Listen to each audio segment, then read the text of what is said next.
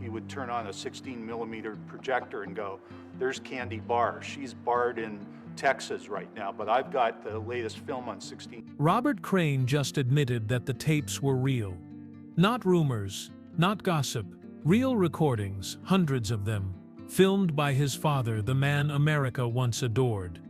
For years, Bob Crane was television's golden boy, the witty, lovable star of Hogan's Heroes. But when police entered his Scottsdale apartment in 1978, they uncovered something no one could explain: cameras, cables, and a collection of tapes that would rewrite his legacy forever.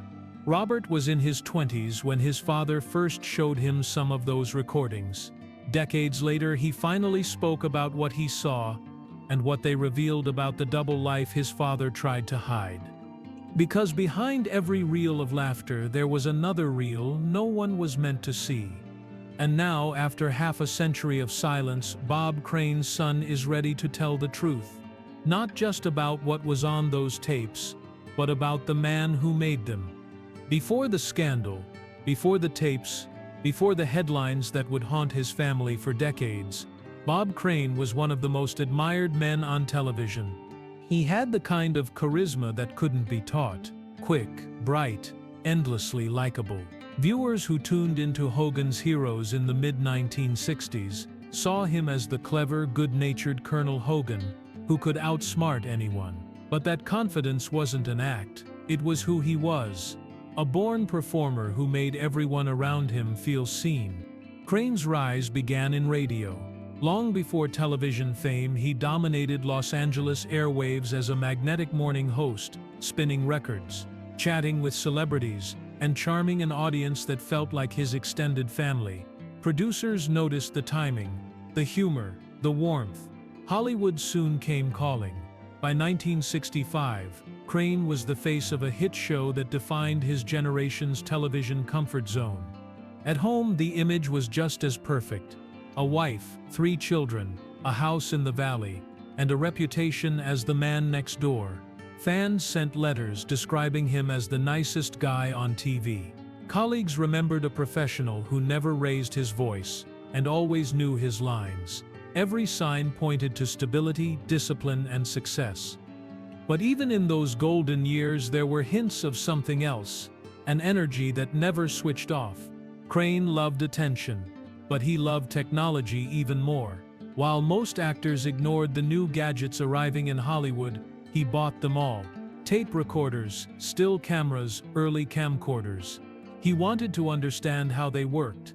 He filmed rehearsals, parties, and moments between scenes. To his castmates, it looked like harmless enthusiasm. It wasn't unusual in that era to record home movies, yet Crane's interest went deeper. He wasn't satisfied with capturing events. He wanted to capture people, their reactions, expressions, laughter. On set, he often carried a camera, the way others carried scripts. He'd set it up in the green room, film practical jokes, even show the footage later to make everyone laugh. His colleagues saw a playful hobby. Few realized it was slowly becoming a fixation. After Hogan's Heroes ended in 1971, Crane's career shifted toward theater and personal appearances. The cameras followed him everywhere. By then, videotape technology was new, expensive, and rare, but Crane had mastered it. Friends said he could thread cables through a room in minutes, building makeshift editing setups in hotel suites. For him, filming wasn't just work, it was part of breathing. Robert Crane, his oldest son, remembered visiting those theater shows and watching his father entertain entire crowds, then head backstage and immediately tinker with recording gear. He was always behind a lens, Robert later said, even when no one asked him to be. Through these small details, the double life began to take shape. The public saw a comedian still riding his fame. The private man was cataloging everything, saving pieces of his world on tape, whether it was loneliness, curiosity, or control. No one could say. What's certain is that by the mid-70s, the habit had grown into something he couldn't stop. Those who knew him best sensed the change, not in his humor or kindness, but in his focus. The cameras seemed less about memories and more about proof, as though he was documenting a life he didn't quite believe he was living. His family and co-stars brushed it off as another of his quirks. But for Robert, years later, it would all make sense. The father who looked so happy on screen had already started recording a secret that would one day define both of their lives. By the mid-1970s, the cameras were no longer props in Bob Crane's life. They were companions. Whenever he traveled for theater or guest appearances, the first things packed were the tripods, cables, and boxes of reels. Audiences still greeted him with warmth, yet away from the stage he was surrounded by wires and flickering red record lights. Around this time he met John Carpenter, a regional sales manager for a video equipment company. Carpenter supplied early Sony recorders to hotels and production companies, and Crane quickly became his best customer. The two men shared a fascination with the new medium. They could shoot, rewind, and watch instantly, something almost unheard of then. What began as a hobby turned into an obsession that blurred entertainment with intimacy. Police records and interviews later confirmed that Crane and Carpenter began recording their encounters with women they met on the road. The women appeared to know they were being filmed, but the sheer quantity of tapes revealed a fixation on collecting rather than remembering. It was the control of the image that seemed to matter most. In total, investigators would document hundreds of hours of footage covering nearly a decade of Crane's private life. Professionally, Crane still worked tirelessly. He starred in dinner theater comedies, smiling through curtain calls, posing for photographs, and greeting fans who brought old Hogan's Heroes memorabilia for him to sign. Few could imagine that, after the applause, he would return to his rented apartment to thread another tape. Former co-stars later described him as restless, unable to sit still unless a camera was running. Robert Crane, then in his early 20s, visited his father occasionally during this period. In his memoir, he recalled one evening when Bob proudly demonstrated his editing setup and showed him several tapes. None were explicit, but the atmosphere felt off. It was like he wanted me to see how clever he was. Robert later said, "I realized the cameras weren't just tools, they were part of him." Friends noticed that Carpenter was almost always nearby, arranging gear, testing monitors, traveling together between performances. To outsiders, it looked like a harmless friendship built on shared interests, yet insiders sensed dependency. Crane, once the star surrounded by cast and crew, now spent most of his off-stage hours with one person who kept the machines running. By 1978, the pattern had hardened. Crane's personal relationships suffered. His marriage to Patricia Olson ended, and professional offers slowed. Technology had moved from fascination to refuge. Recording seemed to replace connection. Even in casual conversation, he referenced documenting rather than living. Robert would later say that he began to understand his father's need for control, that filming allowed him to feel powerful in moments when everything else was slipping away. Yet the habit that gave him certainty was about to expose everything he wanted to keep private. Within months, those same machines would become evidence, and the private life he built behind the lens would collide with the public image he had spent 2 decades perfecting. In June of 1978, Bob Crane flew to Arizona for another run of his touring comedy Beginner's Luck. It was routine work, yet everyone around him sensed fatigue. He was 49, performing in small theaters far from Hollywood, still drawing crowds who remembered the charm of Hogan's Heroes. Between shows he called his son often, joking about future projects and the new video gear he'd brought along. To Robert, the conversation sounded ordinary, until the calls stopped. On the morning of June 29, 1978, a co-star arrived at Crane's Scottsdale apartment after he failed to appear for a rehearsal. What she found would end one life and expose another. Police discovered Crane dead in his bed, and what surrounded him startled investigators: tripods, recording decks, tangled cables, and shelves filled with videotapes. There were no signs of forced entry, no robbery, nothing missing. Within hours, The world that had known Bob Crane as a television hero learned that he had been living a private life few could comprehend. News outlets rushed to report on the strange mix of celebrity, technology, and secrecy. Detectives cataloged the tapes and photographs, confirming what friends had quietly suspected, that Crane and John Carpenter had recorded dozens of intimate encounters. The material wasn't illegal, but it revealed the depth of his compulsion. In the glare of national headlines, his image collapsed overnight. To many fans, the man who once symbolized clever innocence now seemed unrecognizable. Robert Crane was in Los Angeles when the news broke. In interviews decades later, he recalled the disbelief that followed. "I didn't want to read it. I didn't want to know," he said. The scandal came first, the grief second. Reporters called his home, neighbors asked questions, and even family friends avoided eye contact. What hurt most wasn't only the loss of a father, but the realization that the man he'd admired had been living under a second spotlight, one hidden from everyone who loved him. For months, police focused on John Carpenter. A faint trace of blood found in Carpenter's rental car tied him to the scene, but testing in the 1970s was primitive. He denied involvement and was released. The case went cold until new DNA methods in the early 1990s led to his trial, which ended in acquittal. Legally, the mystery remained unsolved. Culturally, the verdict changed little. Bob Crane's death had already become shorthand for Hollywood excess. Robert avoided interviews for decades. He built a career as a journalist and publicist, quietly carrying the story everyone wanted him to tell. The tapes were still locked away by authorities. The investigation files sealed, but the questions never stopped. When a true crime book revived the case in the early 2000s, he realized silence was no longer protection. It was erasure. People were defining his father by rumor, not by truth. That decision led him to begin writing. In his memoir, Robert Crane doesn't defend what his father did, but he insists on separating myth from fact. The tapes existed. The obsession was real, but behind them was a man unable to turn the camera off. A man driven by curiosity, loneliness, and need for affirmation. He wasn't proud of it, Robert said. He was trapped by it.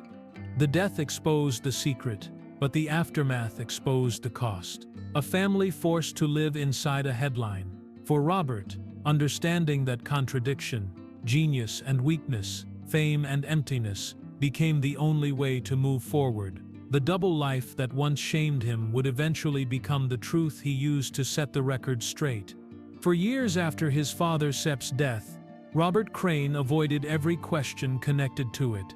Reporters wanted details about the murder, the tapes, the secret life. He refused all of them. "I wasn't Sepp ready," he later admitted.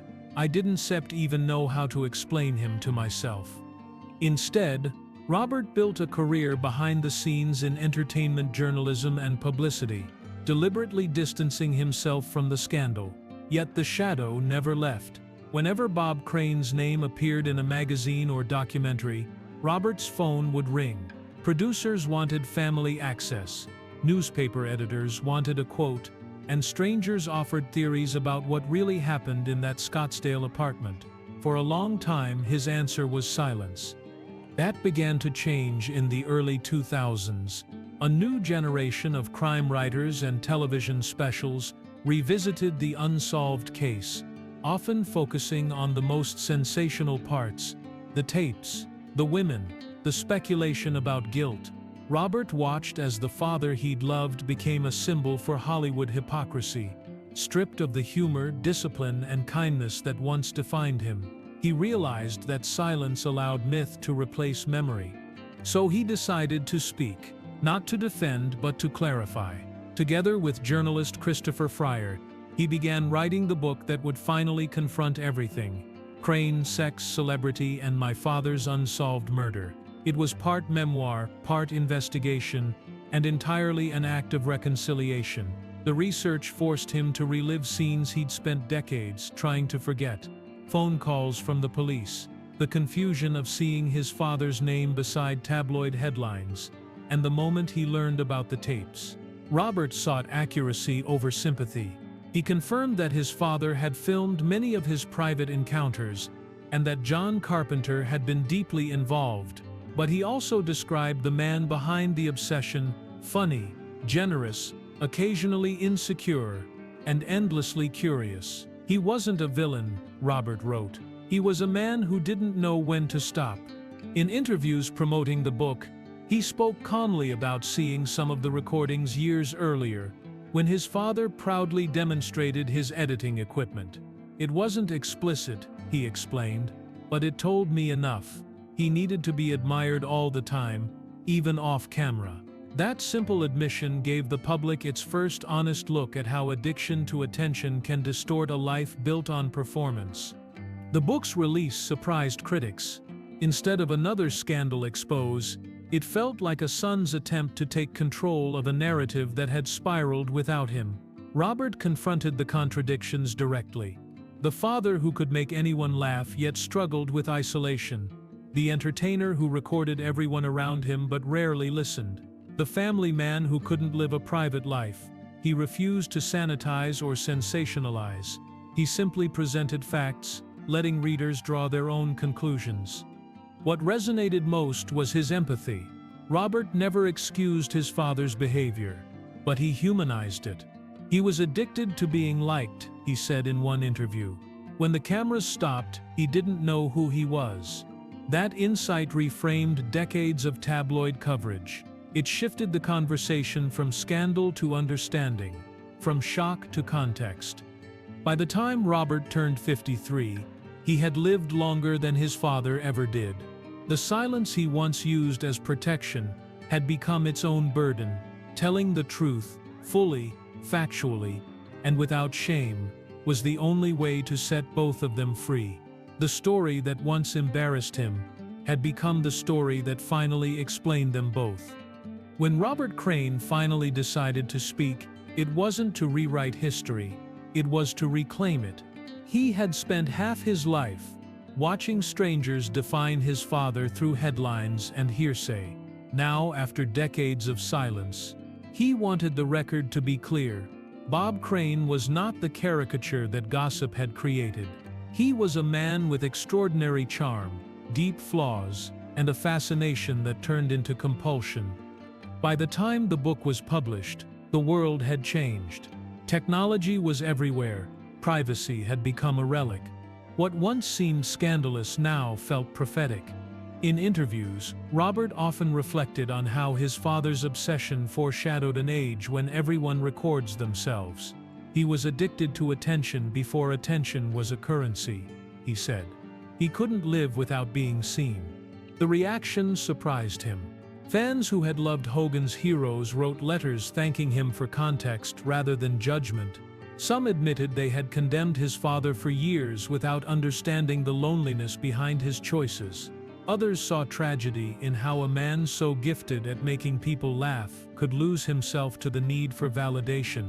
Robert answered each message with quiet gratitude. For the first time, the conversation was about understanding, not scandal.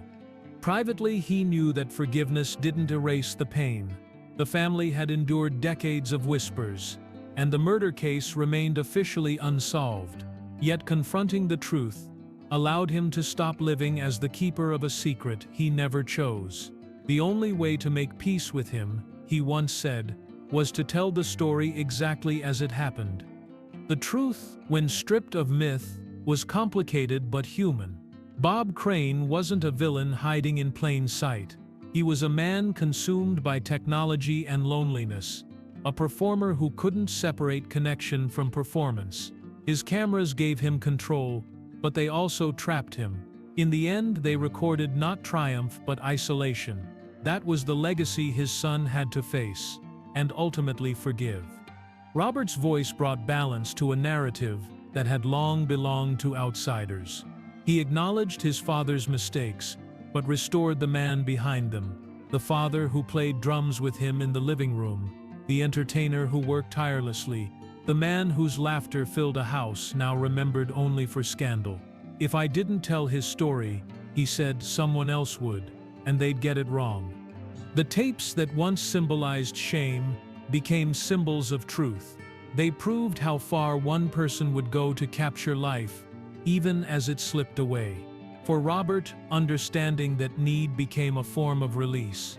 In telling the story, he finally let go of the burden of silence. Half a century after the headlines faded, Bob Crane's name still carries a mixture of nostalgia and intrigue. But thanks to his son, the final chapter isn't about crime or gossip, it's about recognition. A man destroyed by the need to be seen is finally seen for who he really was: flawed, lonely, talented, and human. The tapes that once exposed a secret became the proof of a deeper truth, that fame without balance consumes itself.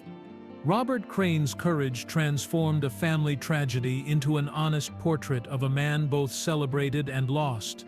He didn't rewrite his father's story, he finished it. Today, when audiences revisit Hogan's heroes, they see more than a smiling face from a simpler time. They see the cost of that smile and the son who refused to let the truth die with it. For more emotional stories, check out this video.